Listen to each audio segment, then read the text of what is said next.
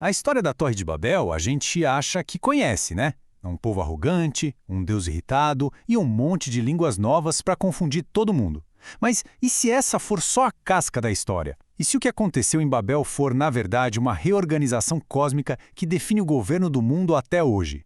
Vamos mergulhar nessa interpretação que muda tudo. Pois é, a ideia de castigo é a mais comum.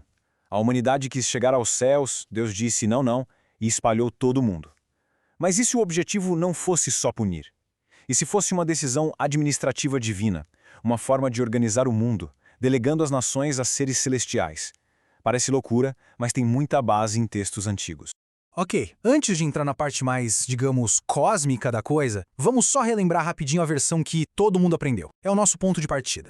Em Gênesis 11, o cenário é esse. Toda a humanidade falando a mesma língua, trabalhando junta num projeto gigante para fazer um nome para si. Aí Deus desce, vê a situação, confunde a comunicação e pronto, cada um para um lado. Fim da história, certo? Bom, na verdade é aí que a verdadeira história começa. E é aqui que a gente começa a nossa investigação de verdade. Porque a pista mais importante sobre o que aconteceu em Babel não está no capítulo 11, mas um pouquinho antes. Gênesis 10, sabe aquela parte que muita gente pula por ser uma lista de nomes? Pois é, ali está a chave. A Tabela das Nações é basicamente o primeiro mapa geopolítico do mundo, mostrando como os povos descendiam dos filhos de Noé. E o número de povos listados ali não é por acaso. O texto lista de forma bem específica 70 nações, 70 clãs que se espalhariam e formariam o mundo. 70. Guardem bem esse número porque ele é o que conecta tudo. Então, a gente precisa se perguntar, por que 70? Foi um número que soou bem na hora? Ou ele tem uma contraparte, um significado que não está aqui na Terra, mas lá em cima?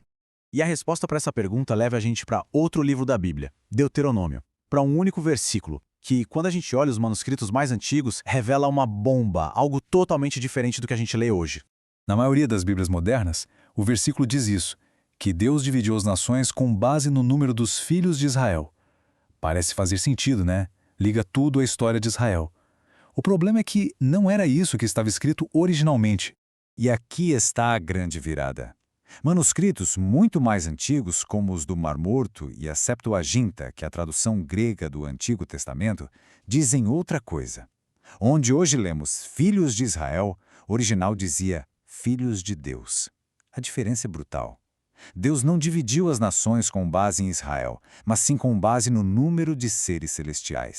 Ok, filhos de Deus, quem são esses caras? É aqui que a gente abre uma porta para um conceito da teologia hebraica que é fascinante, mas pouco falado, o conselho divino. Binei Elohim, em hebraico, não se refere a pessoas. É o termo para uma assembléia de seres divinos, uma espécie de diretoria celestial que serve a Deus. A ideia é que, em Babel, as 70 nações da Terra foram entregues para esses 70 seres administrarem. E olha, isso não é uma teoria maluca de internet. A tradição judaica antiga, nos seus textos mais importantes como o Talmud e o Midrash, fala disso abertamente. Eles ensinam que cada uma das 70 nações tem um sar, um príncipe ou anjo guardião celestial responsável por ela. Então a estrutura do mundo depois de Babel ficou assim. De um lado, as 70 nações do mundo, governadas por esses 70 filhos de Deus com autoridade delegada. Do outro lado, mais tarde na história, Deus separa uma nação, Israel, para ser sua propriedade particular, governada diretamente por ele, sem intermediário. Quando a gente entende isso, é como se colocássemos um óculos novo para ler a Bíblia. Vários textos que pareciam meio estranhos ou poéticos, de repente, ganham um sentido muito literal e poderoso. O Salmo 82, por exemplo. Isso deixa de ser uma metáfora. É uma cena de tribunal. Deus chega no meio da Assembleia Divina e começa a julgar esses deuses, esses governantes das nações, por estarem fazendo um péssimo trabalho, cheio de injustiça. No livro de Daniel, isso fica escancarado. O anjo Gabriel conta que estava numa batalha espiritual contra o príncipe da Pérsia e que depois ainda teria que lutar contra o príncipe da Grécia. Não são reis humanos, são as entidades espirituais que governam esses impérios. E o livro de Jó, como ele começa, com uma reunião do conselho.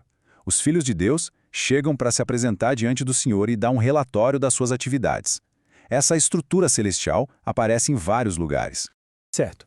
Então, qual é a conclusão disso tudo? Se em Babel Deus delegou o governo do mundo, toda a história da Bíblia, a partir daí, é sobre como ele vai reverter esse decreto e tomar todas as nações de volta para si. Essa visão muda muita coisa. Primeiro, os deuses das outras nações não eram só a imaginação, eram esses seres reais que se rebelaram. Segundo, a idolatria se torna muito mais séria. Não é só adorar um ídolo, é um ato de traição política e espiritual. E terceiro, a missão de espalhar o evangelho ganha uma nova dimensão, é uma campanha militar cósmica para retomar territórios. E a conexão final que é de arrepiar. No Evangelho de Lucas, Jesus envia seus discípulos em uma missão. Quantos? Exatamente 70. Um para cada nação listada em Gênesis 10. É um ato simbólico gigantesco. Jesus está basicamente dizendo: a antiga administração acabou, estou aqui para retomar o que é meu. Então, a linha do tempo completa é essa. Em Babel, as nações são delegadas. No Sinai, Deus cria a sua própria nação. No Evangelho, Jesus inicia a campanha de retomada, comissionando os 70. E hoje? Bom, segundo essa visão, o conflito continua, nação por nação. No fim das contas, a Torre de Babel deixa de ser uma simples história sobre idiomas para se tornar o ponto de partida de um drama cósmico que explica a história do mundo. E a pergunta que fica para a gente pensar é: se as nações e suas estruturas de poder tiveram em sua origem governantes espirituais, como isso afeta a nossa maneira de entender a história, a política e o que chamamos de batalha espiritual?